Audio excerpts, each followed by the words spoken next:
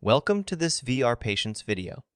In this video, we will explore the Scenario tab of the Scenario Builder. The first thing to do when creating a scenario is to provide the scenario with a unique name. After the scenario has been named, the platform will begin saving changes.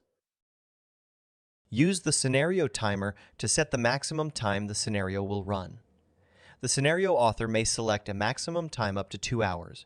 If the maximum time is reached by the user, the scenario will end regardless of actions left to accomplish or yet to be performed. The case author can scroll through the avatars and select the patient to be used in the scenario.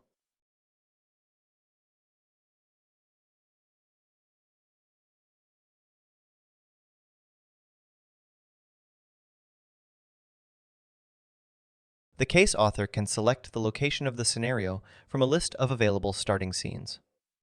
Options include residential settings, day and night versions of outside locations, some community locations, and clinical settings.